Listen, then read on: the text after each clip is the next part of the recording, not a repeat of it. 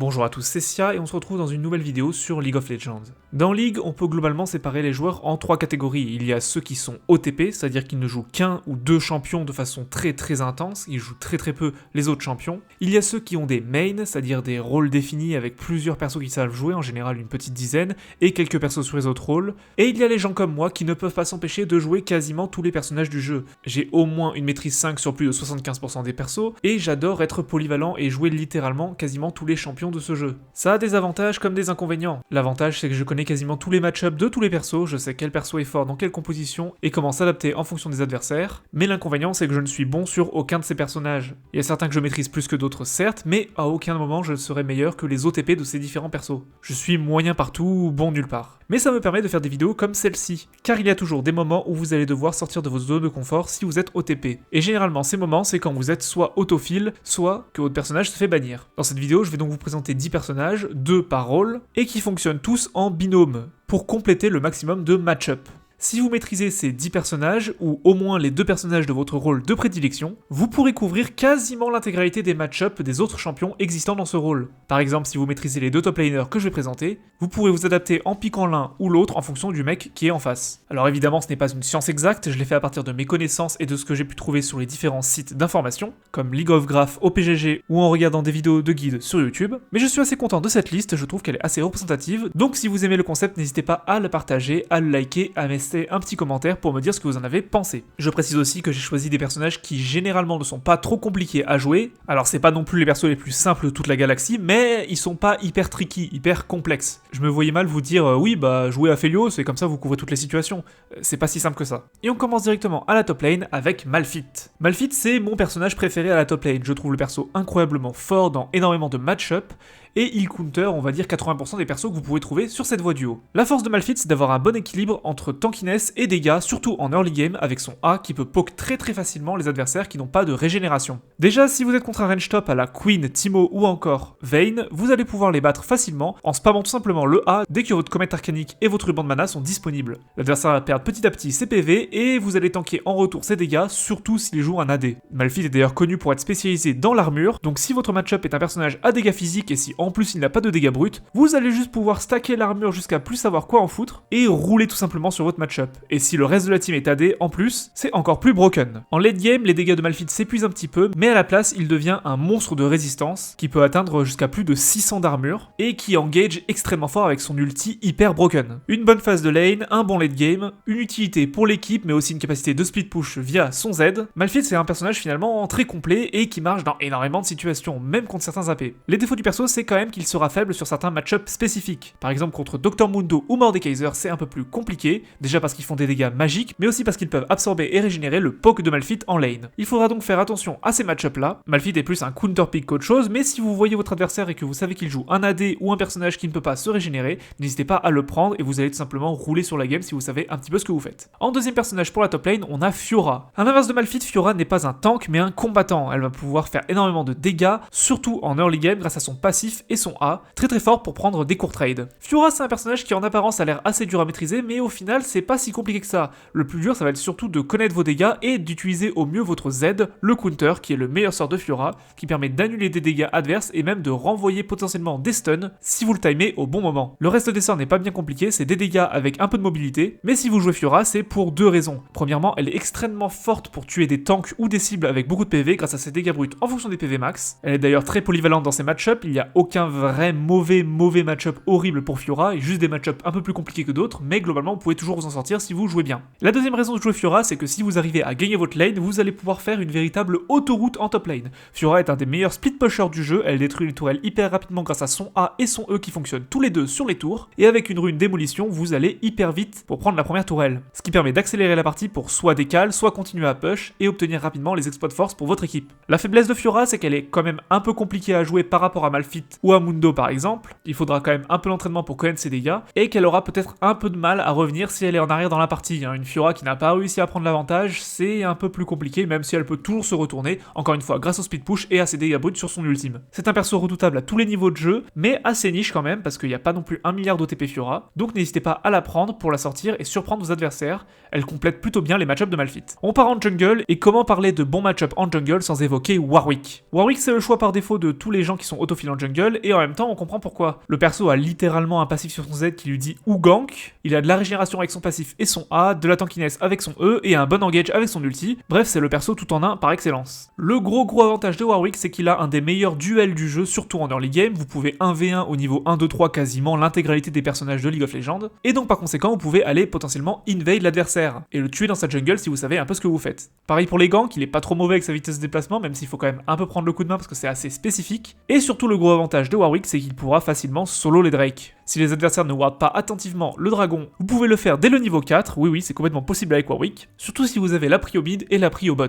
Le défaut de Warwick, c'est qu'il s'épuise énormément en late game, il deviendra simplement une machine à engage et à faire les objectifs, mais si vous avez pris de l'avance dans la partie, vous allez pouvoir 1v1 littéralement tout le monde, même en late game, et ça c'est vraiment très fort, surtout sur un personnage comme Warwick qui a énormément de dégâts et de régène. Les match-ups compliqués de Warwick vont être soit des personnages qui peuvent fuir le 1v1 tout en le kitant, par exemple Lilia c'est très compliqué parce qu'elle est plus rapide que lui, soit des personnages qui outscale et donc vont être un vrai problème en late game, comme par exemple Kindred, qui va très vite prendre l'ascendant sur Warwick s'il a réussi à tanker jusqu'au niveau 6. Pour pallier à ça, pas de secret, il faut mettre bien votre équipe en prenant les dragons et en faisant des bons ganks, mais si vous voulez un perso qui complète Warwick, on a par exemple Kha'Zix. Vous avez vu cette transition, elle était bien cette transition. Hein. Kha'Zix c'est un peu l'inverse de Warwick, même s'il a tout comme lui un plutôt bon early game, c'est un assassin très fragile qui va surtout exceller dans le fait de one-shot des cibles en leur stand dessus et en lui mettant tous ses dégâts. Kha'Zix n'est pas vraiment simple à apprendre, mais c'est pas non plus le perso le plus compliqué du monde. Son A c'est des dégâts, son Z c'est des dégâts qui vont le régénérer, et son E c'est un dash. La subtilité de Kha'Zix vient dans le fait de son passif, il fait beaucoup plus de dégâts sur des cibles isolées, ce qui fait qu'il va être très mauvais dans les teamfights, mais très bon pour one-shot des cibles toutes seules.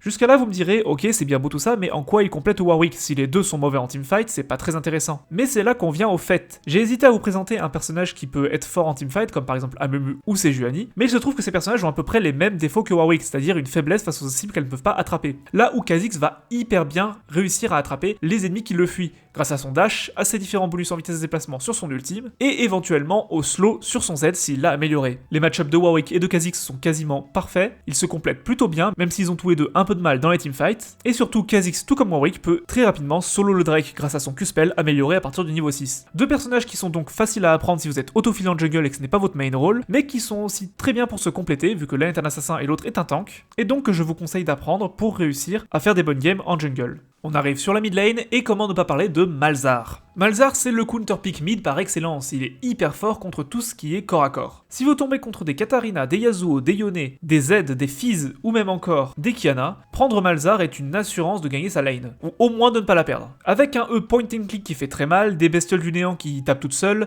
et un ultime qui applique une suppression sur la cible pendant plus de 2 secondes, Malzahar est une machine à tuer les assassins, ou au moins à les empêcher de jouer. En plus de ça, il push hyper vite les waves, ce que les assassins détestent, puisque cela va les forcer à jouer sous tour et à ne pas pouvoir décal sur la botlane pour les tuer par exemple. Vous, à l'inverse, vous allez beaucoup pouvoir décal et aider votre jungler sur les objectifs notamment, ou alors tout simplement split push si l'adversaire a décidé de décal malgré tout. Le gros problème de Malzahar, c'est qu'il se fait counter par la plupart des mages du jeu, puisque lui a une faible portée, tout ce qui est Lux, Xerath ou même les personnages comme Veigar ou Cassiopeia pourront lui faire la misère, en ayant tout simplement beaucoup plus de dégâts que lui, et en farmant ses créatures du néant comme si c'était des sbires en plus. Malzahar a donc un rôle de counter pick contre les assassins, et pour compléter ces match-ups, je vous propose Xerath. Certes, Malzahar et Xerath sont tous les deux des mages, donc tous les deux faibles aux anti-AP comme Galio et Kassadin, mais déjà si vous êtes Galio contre Xerath, vous savez que le match-up n'est pas forcément free parce que vous ne pouvez pas l'atteindre, même si vous tankez ses dégâts. Et si vous êtes Kassadin, vous n'avez pas non plus envie de tomber contre un Malzahar, vu qu'il peut vous silence pendant 2,5 secondes, ce qui laisse largement le temps à son équipe de s'occuper de votre cas. Bref, Xerath. C'est un mage à très longue portée qui complète vraiment bien Malzahar, puisque,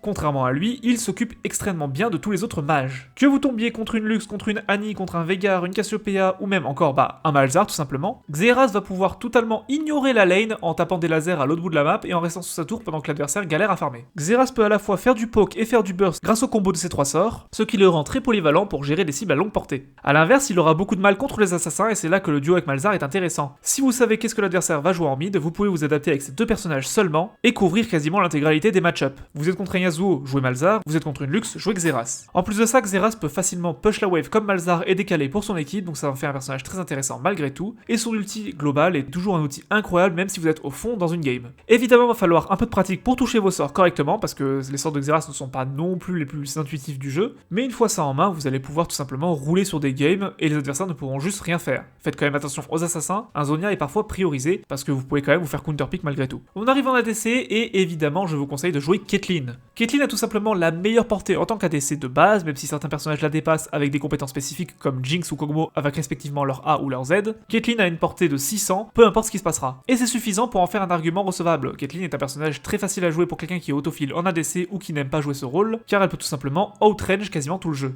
En plus de ça, elle est plutôt bien équipée avec des pièges qu'elle peut mettre dans les bush pour face check sans avoir à se mouiller, un E qui lui permet de dash en arrière pour éviter un assassin par exemple, et un passif qui fait que périodiquement elle aura des dégâts augmentés sur ses auto-attaques. Le défaut de Caitlyn, c'est qu'elle aura du mal avec les personnages à hard engage qui peuvent ignorer sa portée. Par exemple Pyke ou Blitzcrank, s'ils arrivent à bien jouer et à ignorer les pièges, ça va être tout de suite plus compliqué, car elle n'a pas énormément de mobilité sortie de son E qui est assez prévisible. Et aussi, même si Caitlyn a des gros dégâts en late game, ça n'en reste pas moins un personnage plutôt fort en early mid, parce qu'elle a très peu d'attaque speed, même avec des items. C'est cependant un personnage qui couvre beaucoup de situations et que vous pouvez prendre par défaut en ADC sans trop vous mouiller, car elle est plutôt polyvalente. Et pour compléter les match-ups de Caitlyn, je vous conseille Sivir. Sivir est un ADC très peu joué, très peu pick et très peu ban, ce qui est déjà un argument en soi. Mais la vraie raison de jouer Sivir avec Caitlyn, c'est que elle, contrairement à Caitlyn, va être extrêmement forte pour counter les personnages à grab. En effet, avec son E, qui lui permet tout simplement d'ignorer un sort adverse, Sivir peut tout simplement se positionner pour farmer tranquillement, ignorer le sort clé de l'adversaire en appuyant sur son E au bon moment. En plus de ça, Sivir possède la meilleure force de push du jeu avec le combo de son A et de son Z qui rase une wave de sbires en un rien de temps. Ce qui en fait un personnage très intéressant, surtout si vous êtes habitué à jouer Caitlyn, qui est elle à l'inverse plutôt forte pour freeze la wave et empêcher l'adversaire de jouer. C'est deux styles de jeu qui sont opposés mais justement qui peuvent couvrir plusieurs situations, et donc vous pouvez vous adapter en fonction de votre équipe ou de l'équipe en face. Le défaut de Sivir, c'est qu'elle a pas beaucoup de portée et qu'elle se fera souvent embêter par les personnages qui ont plus de portée qu'elle, comme justement Caitlyn, ou encore Lux, Brand ou Zyra support. Dans ces match-ups là, vaut mieux privilégier une Caitlyn si vous savez à l'avance que l'adversaire va jouer, mais n'hésitez pas à maîtriser ces deux personnages car ils vont très bien ensemble et leur match-up se complète plutôt bien. Et on arrive enfin en support où je vous conseille bien évidemment de jouer Morgana. La force de Morgana tient en un seul mot, le Black Shield, un sort très polyvalent qui permet tout simplement d'ignorer tous les contrôles de full du jeu. Ce sort à lui seul permet à Morgana de counter une énorme partie des supports et même des champions de League of Legends, en mettant tout simplement le shield sur son ADC ou sur elle-même au moment d'un gank ou d'une agression de l'adversaire pour retourner la situation à votre avantage. L'autre force de Morgana, c'est bien évidemment sa cage qui va permettre de choper des kills facilement, surtout si vous jouez en duo avec un ADC comme Jhin ou Caitlyn, et de manière générale, Morgana est extrêmement forte pour attraper un adversaire avec tous ses contrôles. Le défaut de Morgana, c'est qu'elle se fait counter par tout ce qui a plus de portée qu'elle, une Lux, un Brand ou un Xerath qui peuvent en plus annuler le Black Shield en un seul sort, vu que le Black Shield est sur des dégâts magiques. Si Morgana tombe contre un mage qui a plus de portée et plus de dégâts magiques qu'elle, elle va tout simplement être inutile pendant toute la phase de lane, ce qui va être très compliqué. Pour pallier à ça, je vous conseille de jouer des supports à engage. J'ai d'abord pensé à Blitzcrank, qui est très intéressant, mais à mon humble avis, le plus intéressant reste encore Nautilus. Nautilus, c'est le personnage avec plus plein de contrôle par excellence. Littéralement 3 de ses sorts immobilisent l'adversaire, en plus de son passif qui applique un stun sur les auto-attaques. Avec Nautilus, les mages à longue portée ne sont qu'un lointain souvenir, puisque vous pouvez les grab facilement si vous arrivez à bien vous positionner, et à partir du niveau 6, vous avez carrément plus qu'à appuyer sur R pour les choper. En plus de ça, Nautilus se débrouille pas trop mal pour protéger son ADC, avec son E qui provoque un ralentissement en zone, ou tout simplement le stuff qu'il va faire, généralement à base de vœux du chevalier et de Iron Solari. Là où Nautilus et Morgana se complètent plutôt bien, c'est que l'une va être utile contre les supports engage, là où l'autre va être utile contre les supports poke. Et ce sont donc deux supports qui se complètent plutôt bien en fonction du support adverse. En plus de ça, les gameplays sont assez similaires, un sort clé à toucher, à savoir le A dans les deux cas, et un ultime game breaker qui, si bien utilisé, peut complètement retourner un fight. Maîtriser ces deux supports, c'est l'assurance d'être toujours utile dans les games même si vous perdez la lane, et d'être décisif dans les teamfights avec vos ultimes ou vos sorts qui peuvent complètement retourner les situations. Et voilà, j'espère que cette vidéo vous aura plu et vous aura donné des idées de personnages à jouer si jamais vous êtes autophile. N'hésitez pas à me dire ce que vous en avez pensé dans les commentaires, à partager la vidéo, à liker et à vous abonner. Et moi je vous dis à la prochaine pour plus de vidéos. Salut!